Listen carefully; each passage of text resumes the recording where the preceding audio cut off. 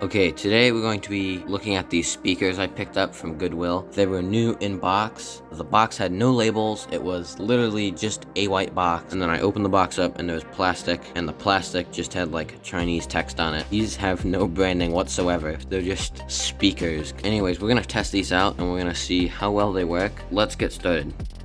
Okay, so first off, we have three options here. We have power, volume, and we have tone. I'm just gonna put tone right in the middle for these tests. Remember, I don't know if these have a brand. If I flip the other one around, it just says multimedia speaker system. And these are like old. These are like early 2000s, but they're still in box. So it's kind of weird seeing them in such like good condition with no dust on them. This one's pretty heavy. This has the amp and everything in it. This one doesn't have the amp in it. This one's light. It weighs virtually nothing. So we're gonna see how they sound when you get no-name computer speakers. There's literally no brand. Like, they didn't even try. My favorite brand. Is it?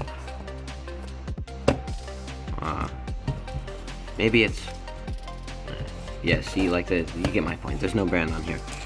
They're made in China. Let's get past the boring part. Let's hook up the infamous stylophone and get some sound coming out of these and see how good they sound.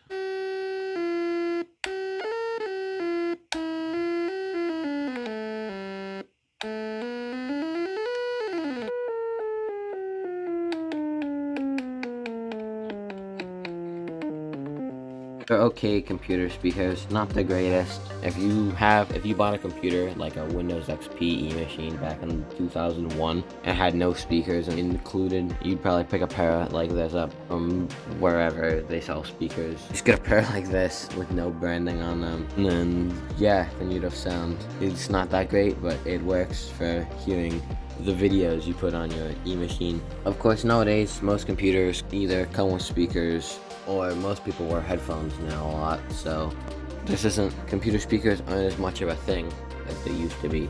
They definitely still make them though, I know that much. Okay, so we've unplugged the stylophone with no extra speakers, just the stylophone.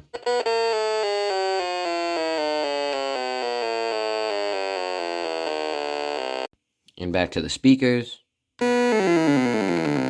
They sound better than just a small speaker that you would have in a computer, or no speaker at all. Sounds better than a lot of phone speakers or anything, any small device. Like, for example, this radio I have back here, which doesn't have a headphone jack, so it's not a great example. Not really designed for extra high quality audio. Neither these, of course, but they sound a lot better, especially since they have a Class AB amplifier in them, I believe. Let's open it up and see if my theory about the amplifier stands.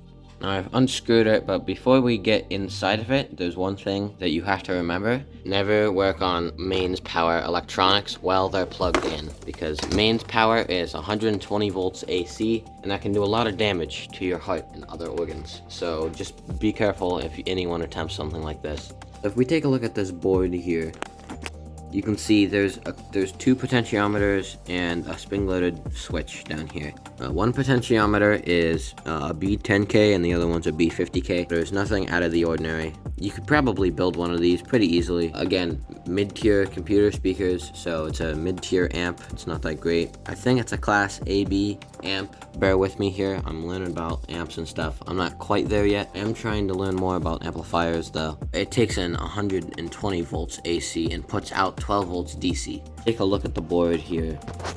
You can see the LED is just kind of jerry-rigged on here. Not the best job of an LED install I've ever seen. Like I said, no-name speakers, pretty mid-tier range, not that great, so don't expect anything spectacular out of this. If you want great speakers, go pick some up somewhere. Look up good speakers. I'm not that great with audio. As you guys know, a big portion of my channel is audio, so you're along for the learning experience with me, I guess. Look over to this side, you can see the transformer itself, which takes in 120 volts and puts out 12 volts, both AC. And then over here, you can see the full bridge rectifier. I believe that's what this is. 4 diodes, all in parallel.